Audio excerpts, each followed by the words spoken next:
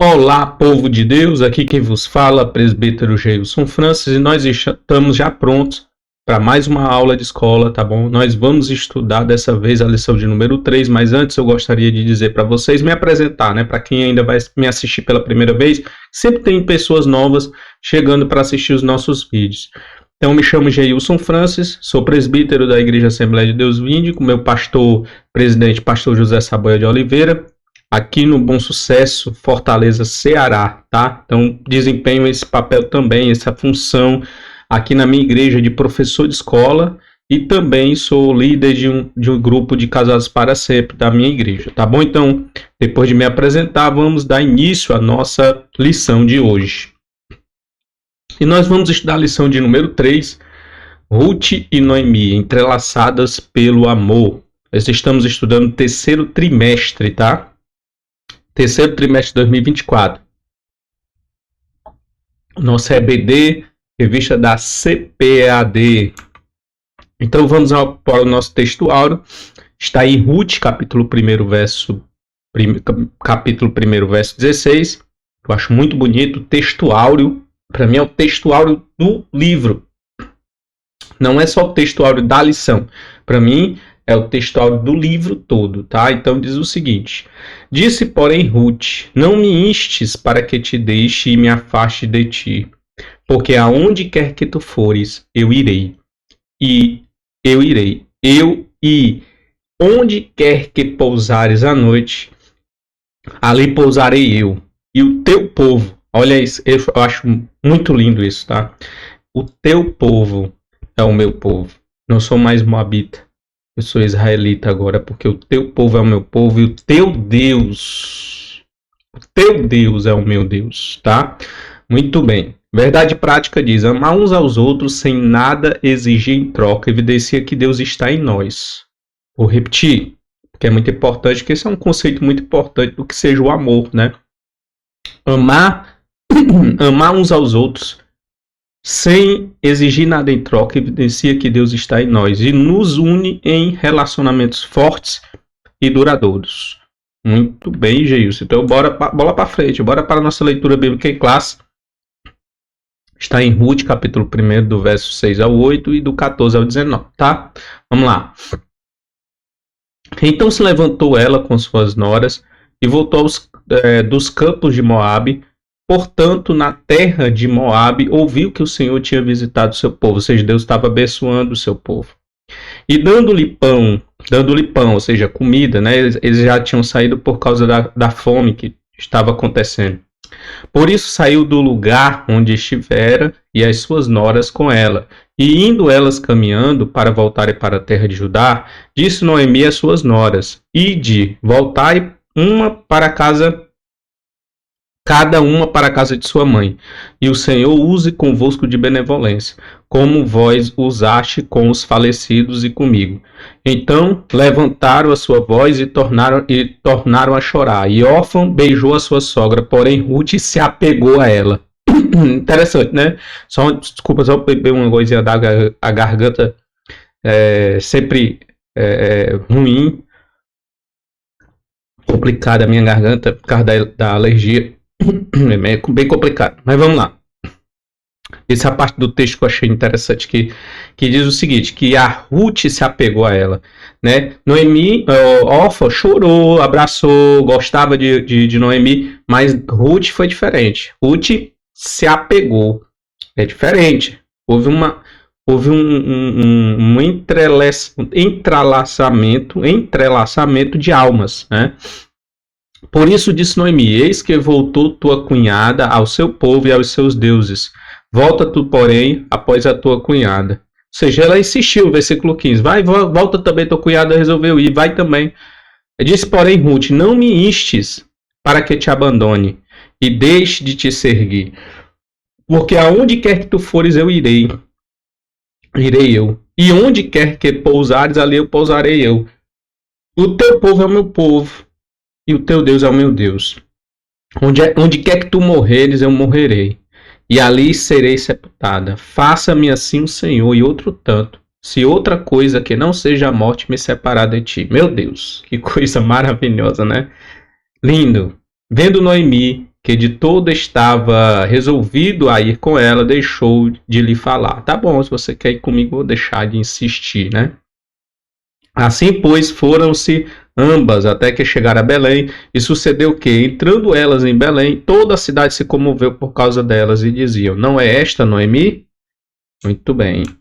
Nossa introdução diz, já fizemos uma visão panorâmica do livro, foi na lição de número 2, nós fizemos essa visão panorâmica, né, do livro. Agora nós vamos caminhar por seus capítulos e versículos, focados nos principais personagens da obra, que é Ruth, Noemi e Boaz. Nesta lição estudaremos o relacionamento entre Ruth e Noemi. Então, a nossa lição ela vai ter esse recorte, né, de falar sobre esse relacionamento entre Ruth e Noemi. Então, nós vamos se ater a isso, né? A nossa lição número 3, se você for dar a sua aula lá de Escola Bíblica Dominical, vai se ater exatamente a isso, né? A esse relacionamento entre Ruth e Noemi. Então, nesta lição nós vamos estudar sobre esse relacionamento, duas mulheres unidas por um amor profundo e uma intensa mutualidade. O caráter voluntário da doação pessoal de sogra e nora é um extraordinário exemplo de abnegação e amizade sincera. Então vamos estudar sobre esse entrelaçamento, sobre essa amizade que havia entre Noemi e Ruth. Primeiramente, começando no início do livro, né, falando da crise familiar.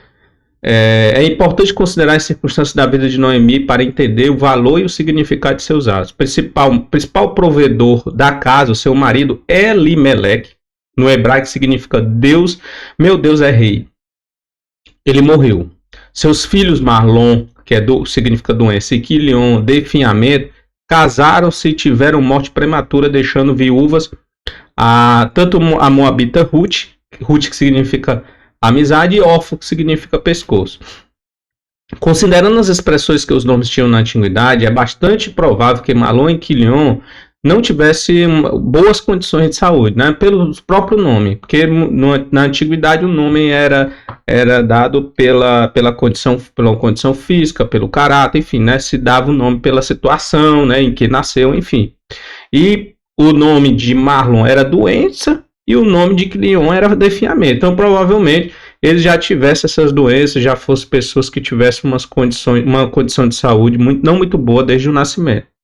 Então, a vida de Noemi, né, Noemi que significa agradável, tornou-se amarga, como ela mesma diria tempos depois. Foi o que Noemi falou a respeito dela mesma, né?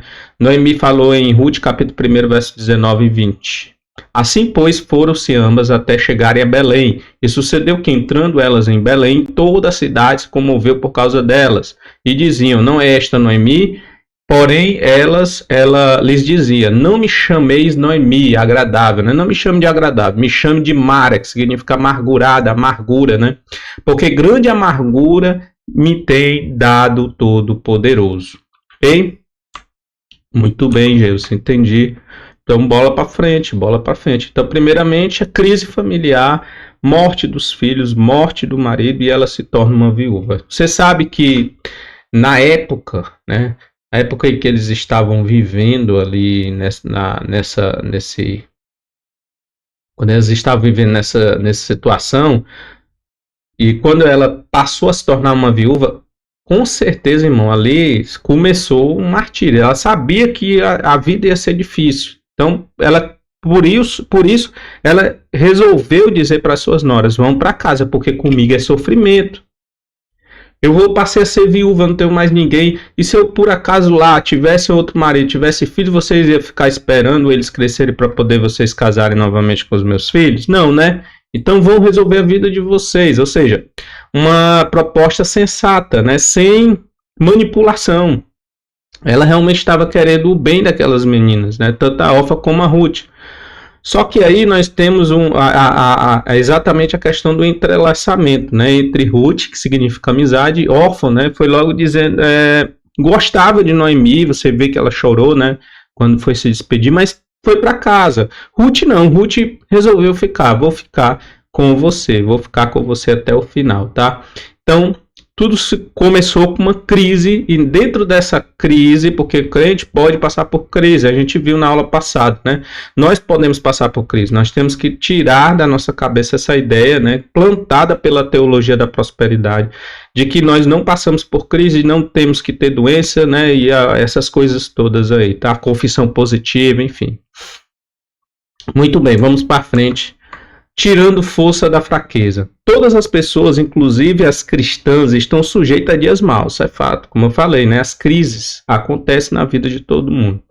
A diferença é que cada um se comporta, como cada um se comporta no meio da tempestade. Então, muito bem, gente. É o que diz aqui, por exemplo, deixa eu dar só uma olhadinha aqui no versículo, Mateus capítulo 7, 24 a 27. Mateus capítulo 7, 24 a 27 diz o seguinte: portanto, quem ouve estas minhas palavras e as pratica, é como um homem prudente que construiu a sua casa sobre a rocha. Caiu as chuvas, transbordaram os rios, sopraram os ventos, deram contra aquela casa e ela não caiu porque tinha alicerce sobre as rochas, né? Seus alicerces estavam sobre a rocha.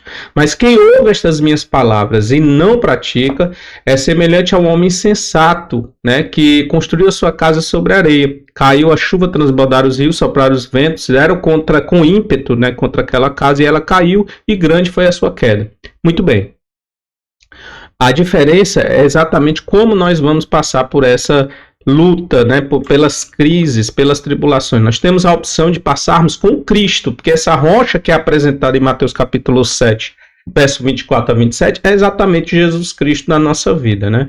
Então Noemi não escondeu seu sentimento, mas também não os explorou, com autopiedade ou autocomiseração. Quando soube que Deus havia abençoado seu povo, se levantou com suas noras para voltar a Belém, o que nós lemos também na leitura bíblica.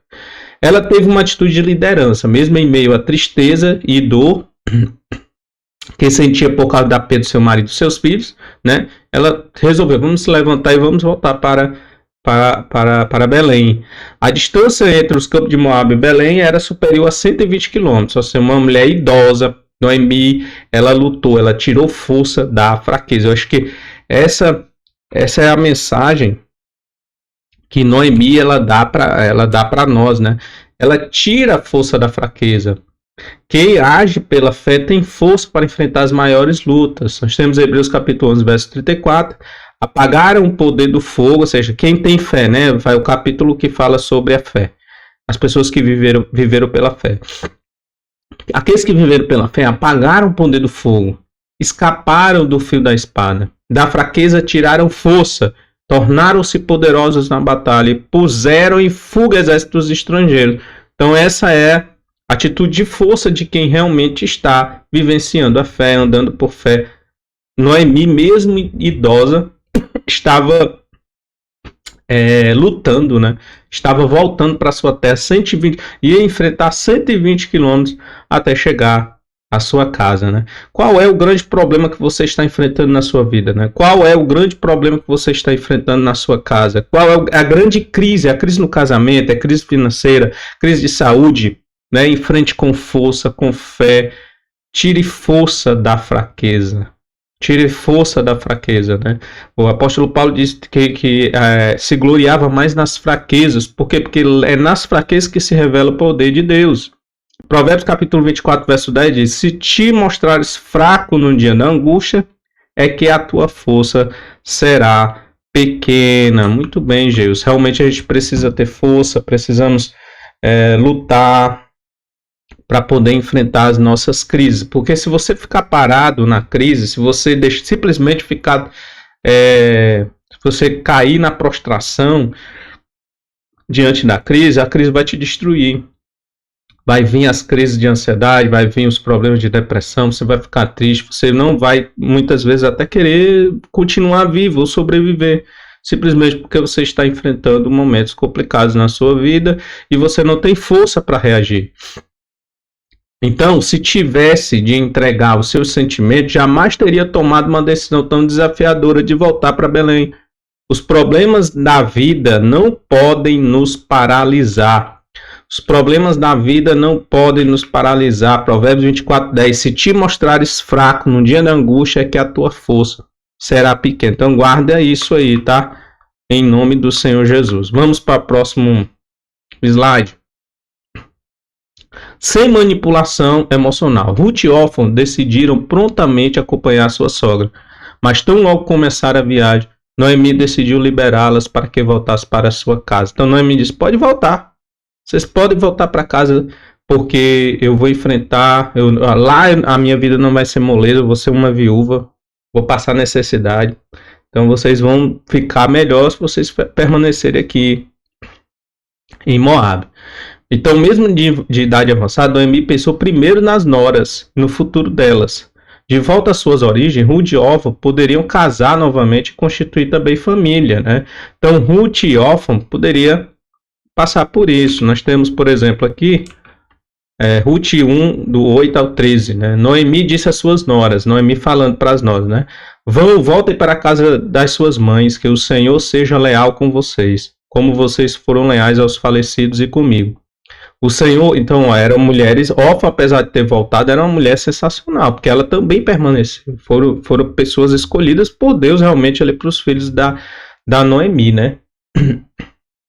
O Senhor conceda que cada uma de vocês encontre segurança no lar do outro marido. Então deu-lhes beijo de despedida, mas elas começaram a chorar bem alto. Elas não queriam se despedir, nem Orfa queria até então. E disseram, não, voltaremos com você para junto de seu povo. Diz, porém, Noemi, voltem minhas filhas. Até aí, Orfa também estava querendo ir, né? Não, vamos também. Aí Noemi insiste, versículo 11, porém, voltem minhas filhas, porque viriam comigo. Poderiam ainda ter filhos que viessem a ser seus maridos? Voltem minhas filhas, vão. Estou velha demais para ter outro marido. E mesmo que eu pudesse, eu pensasse que ainda há esperança para mim, ainda que eu me casasse esta noite e depois desse filhos, iriam vocês esperar até que eles crescessem? Ficariam sem se casar à espera deles? De jeito nenhum, minhas filhas. Para mim é mais amargo do que para vocês, pois a mão do Senhor voltou-se contra mim. Tá vendo? Vocês estão vendo aí a situação. Noemi insistiu, vocês vão voltar porque eu vou sofrer e vocês vão sofrer comigo. Ela não quis manipular. Ela não quis manipular suas noras psicologicamente, né? Então a manipulação emocional é sutil e costuma se manifestar desde a infância. O pecado não escolhe idade. Pessoas emocional e espiritualmente sadias não são manipuladoras, tá? Imagine pastor manipulador, né? Complicado, né? A situação. Não sei se vocês conhecem por aí, né? Convicção amorosa. A convicção amorosa. Nosso ponto número 2, tópico primeiro. Ponto primeiro do tópico 2. Uma amizade provada e aprovada. Vamos lá. Orfa amava Noemi, mas seus sentimentos e força moral não eram tão fortes quanto os de Ruth. Quando a sogra disse pela segunda vez que voltasse para a casa dos pais, Orfa se convenceu de que isso era melhor para ela mesma. Chorando, abraçou Noemi e voltou para o seu povo. Ruth, porém, se apegou a Noemi, foi o que nós lemos. A firmeza e o altruísmo de Noemi novamente se revelam. Ela insiste para que Ruth faça o mesmo que a cunhada. Vá. A atitude de Noemi extraiu o que havia de mais íntimo em Ruth, uma convicção amorosa por sua sogra, além de uma declaração de fé no Deus de Israel. Olha que lindo, né? Ainda que tu fores, aonde quer que tu fores, né? Ruth falando para Noemi, aonde quer que tu fores, irei eu. E onde quer que tu pousares, a noite ali também pousarei eu. O teu povo é meu povo, meu Deus é meu Deus. As verdadeiras amizades resistem às mais intensas provas. Que Deus nos conceda a oportunidade de encontrar pessoas importantes, maravilhosas, como esse relacionamento, né, de Ruth e Noemi. Que esse relacionamento entre Ruth e Noemi seja um relacionamento que nós possamos achar dentro da nossa casa, com os nossos filhos, com o nosso marido e a esposa, com os amigos, né, que Deus coloque pessoas especiais realmente para poder estar do nosso lado. Amizade na adversidade. A convicção amorosa de Ruth é mesmo surpreendente. Salomão escreveu que o amigo ama em todos os momentos e um irmão é um irmão na adversidade. Ruth estava disposta a enfrentar toda e qualquer dificuldade ao lado da sogra viúva e idosa. As expressões onde quer que pousares à noite ali pousarei, eu, e onde quer que morreres morrerei eu, demonstra alto grau de companheirismo e comprometimento da jovem moabita. E isso não ficou somente em palavras, transformou-se em atitudes concretas por toda a vida. Nesses dias de tanto individualismo, qual tem sido o nível de nossos relacionamentos, né? Como é que está o nosso relacionamento diante desse mundo, né, tão complicado, individualista, narcisista? Como é que está nosso nível de relacionamento? É muito complicado, né, a gente ter realmente pessoas do nosso lado que nós possamos confiar, que possam estar do nosso lado nos abençoando, possam estar do nosso lado no momento da dificuldade também. Porque é muito comum, no momento da crise, as pessoas nos abandonar, não ficar conosco, né? Infelizmente. Mas aqui nós vemos um exemplo de companheirismo. Você vai sofrer, se você morrer, eu morro também. Olha isso. Na crise eu vou contigo. Se a gente pegar uma esposa desse jeito, um marido desse jeito, gente, olha, eu conheço pessoas que estão passando por dificuldade no casamento, em que o marido coloca culpa na esposa e a esposa coloca culpa no marido pela crise familiar, pela crise no casamento. Isso aí é um problema, gente, porque imagine você precisando se unir para poder enfrentar uma crise. Você e seu esposo, a esposa e o esposo tem que se unir para poder enfrentar a crise. Imagine um colocando a culpa no outro porque o relacionamento não está dando certo, né? Isso mostra um individualismo. A gente não consegue se desvencilhar dos nossos próprios orgulhos para que nós possamos se tornar um e enfrentar a crise, né? A Bíblia diz: deixará o homem pai e mãe, se unirá a sua esposa e ambos se tornarão uma só carne. Para enfrentar as crises é melhor, o cordão de 3 dobras é muito melhor, né? É melhor estar com uma pessoa confiável, abençoada, que vai nos entender, nos suportar, nos ajudar, do que a gente ficar do lado de pessoas que vão nos derrubar. Então, não trate a sua esposa como inimiga. Não trate o seu esposo como inimigo. Lutem juntos para que vocês possam enfrentar as crises e derrubar todos os problemas em nome do Senhor Jesus Cristo. Essa é a palavra que Deus coloca na sua vida agora, em nome do Senhor. Um amor prático. Chegando a Belém, Ruth não ficou parada, envolta em expectativas fantasiosas. Encarando a realidade, prontificou-se a um trabalho humilde e penoso, que era feito por pessoas pobres necessitadas. O que foi que ela foi fazer? Ia nas plantações, catar espigas que caíam e ficava no chão durante a colheita, como instituía os dias de Moisés. Então, no tempo de Moisés, havia essa ordem dada àquelas pessoas que tinham condições financeiras, né? Que tinham dinheiro, que não eram pobres, né? Dinheiro não, que na época nem era mais a questão de cereal, plantação e tal. Então, no Antigo Testamento, os ricos deveriam deixar algumas coisas para os pobres nas suas plantações. É o que diz aí, ó, Levítico capítulo 19, verso 9, 10. Quando também fizerdes a colheita da vossa terra, o canto do teu campo não cegarás totalmente. Você não vai cegar totalmente, nem as espigas caídas colherás da tua cega. Você vai deixar as espigas caídas aí para exatamente as pessoas que forem pobres, estrangeiros, irem lá e pegar, né, e se alimentarem. Versículo 10. Semelhantemente, não rabiscarás a tua vinha, nem colherás os bagos caídos da tua vinha. Deixá-los-ás ao pobre e aos estrangeiros. Eu sou o Senhor vosso Deus. Então, era o cuidado que Deus tinha em relação aos pobres e que nós precisamos também ter, né, esse cuidado com os pobres. E agora, na época, no Novo Testamento, né, na graça que nós vivenciamos, aí é que temos que viver para ajudar os necessitados, porque foi um mandamento de Deus, né? Amar o próximo como a nós mesmos. Foi o que Paulo ensinou a fazer as igrejas ensinou as igrejas da sua época a fazerem, ajudar os necessitados, fazer coletas, né, para poder ajudar quem realmente estava precisando. É isso que nós devemos fazer, tá? Então, vamos lá.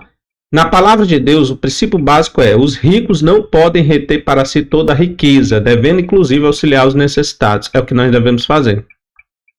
Mas também não são obrigados a alimentar o ócio dos pobres. Interessante isso, né? os ricos não são obrigados a alimentar. Nós temos que auxiliar os pobres, né? Tiago 5, 1 a 6 diz, ó, eia, pois agora, vós ricos chorai e pranteai por vossas misérias que sobre vós hão de vir. A vossa riqueza estão apodrecida e as vossas vestes estão comidas de trás.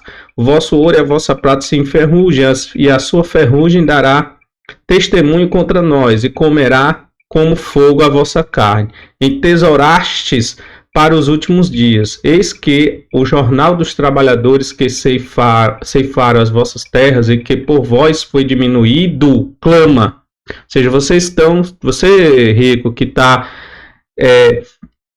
subjugando o pobre, essas pessoas que deram sangue pelas tuas terras e que fizeram você enriquecer ainda mais, essas pessoas, a voz dela clama.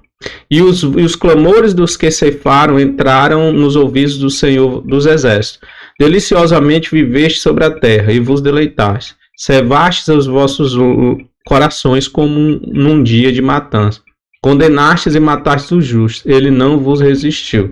Então, gente, existe os pobres, o rico, ele precisa auxiliar o pobre e não maltratar. Isso é totalmente bíblico, inclusive também no Novo Testamento, né? Porém, os ricos não devem alimentar o ócio dos pobres, né? 2 Tessalonicenses 3, 10 a 13 diz, porque quando ainda estava convosco, vos mandamos isto, que se alguém não quiser trabalhar, não coma também. Portanto, ou porquanto ouvimos que alguns entre vós andam desordenadamente, não trabalhando, antes fazendo coisas vãs. A esses tais, porém, mandamos e exortamos por nosso Senhor Jesus Cristo, que trabalhando com sossego, coma o seu próprio pão. E vós, irmão, não vos canseis de fazer o bem. Okay? Então, essa é a recomendação, né? O rico ele tem que auxiliar, mas não pode alimentar o ócio do pobre, né? Então, Ruth trabalhou e muito nos campos de Boaz, né? Seu esforço pressionou o chefe dos trabalhadores. No fim do dia, recolhia tudo e levava para a sua sogra. Então, Ruth não apenas se dizia amar, ela praticava o amor. O amor ele tem que ser prático. O amor ele tem que ser prático. 1 João 3,18 diz, filhinho, não amemos de palavra ou de boca, mas em ação e em verdade. Infelizmente, às vezes a gente vê que falta muito essa ação, né? A gente fala, a gente prega muito, sobe nos púlpitos aí pregando sobre amor, mas quando a gente vai para a prática, a gente não vê prática nenhuma. E a gente precisa ter um evangelho mais prático, né? É o que eu vejo muitas vezes. Nós precisamos de evangelhos mais práticos. A convicção da mulher. Teu Deus é o meu Deus. Uma fé fervorosa. Ruth é um exemplo de fé fervorosa. Sua declaração convicta perante Noemi, o teu Deus é o meu Deus, demonstra sua profunda devoção ao Deus de Israel, sob cujas asas decidiu abrigar. Seu fervor é demonstrado em suas atitudes. Ruth renunciou ao modelo de vida frívolo dos moabitas e não seguiu caminhos fáceis entre os belemitas, né? Manteve uma vida austera e disciplinada, e assim alcançou uma excelente reputação.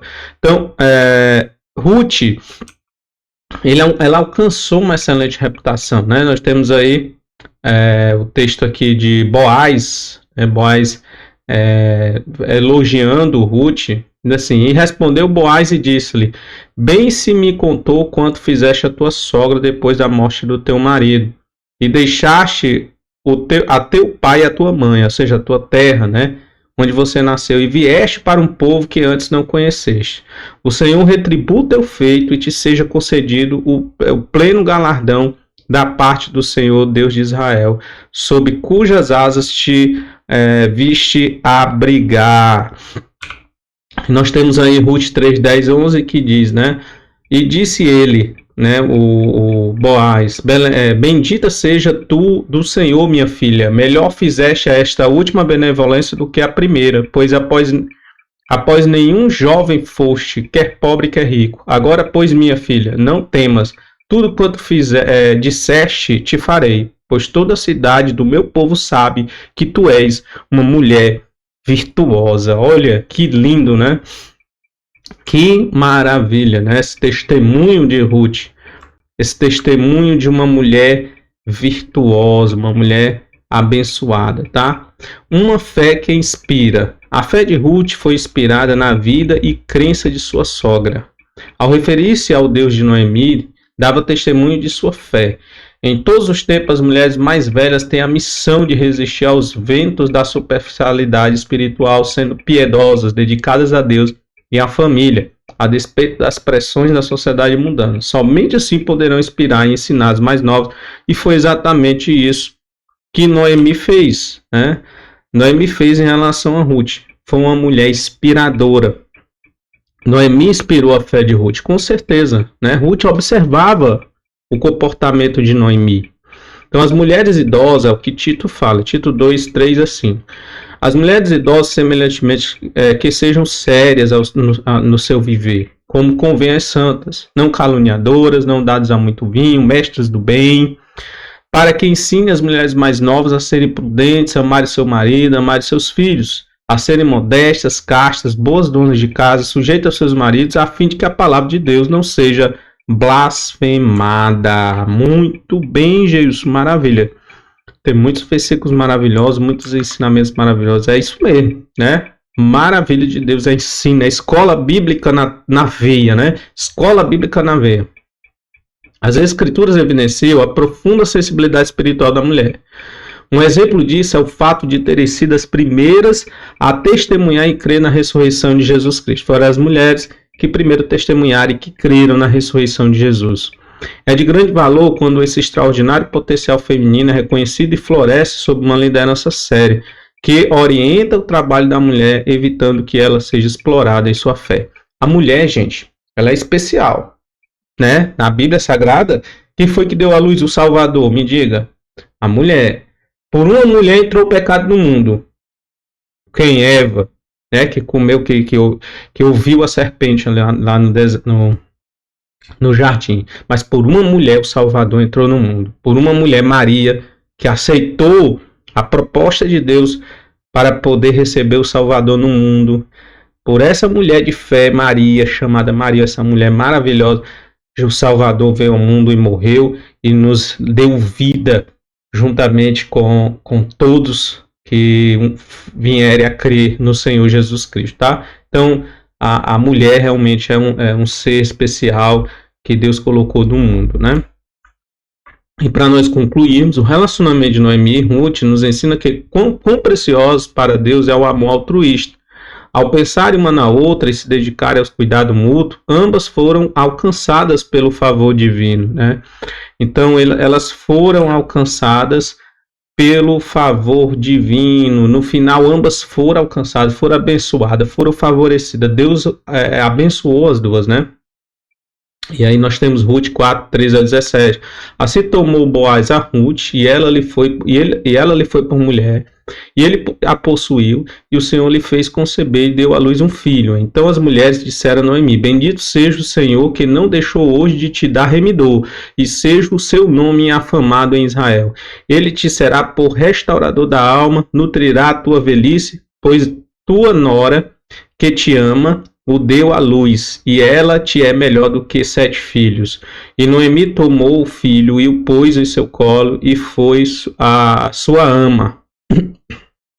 E as vizinhas lhe deram o nome, dizendo: Noemi nasceu um filho. Deram-lhe o nome de Obed.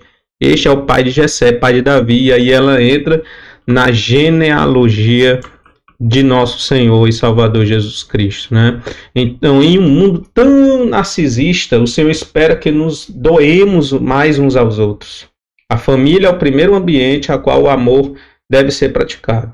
Segundo, a nossa igreja local. Em segundo, é a nossa igreja local, né? Então, muito bem, pessoal. Quero aqui desde já agradecer a todos vocês, né, por essa atenção que vocês têm dado a nós, por essa lição maravilhosa, né, que nos inspira a mantermos relacionamentos saudios, né? A gente precisa também escolher os nossos relacionamentos, porque sabemos também, gente, que os dias são maus, os dias são complicados. Existem muitas pessoas que estão por aí que estão praticando mal, né? Que chegam ali com sapatinho de lã e tal, se fazendo de amigo e depois mostra suas garras. Então a gente precisa saber com quem nós devemos nos relacionar e travar esse entrelaçamento, né? Não é com qualquer pessoa. Então a gente precisa ter esse discernimento, essa sabedoria, e para isso nós precisamos pedir a Deus para que nós possamos ter essa sabedoria, tá?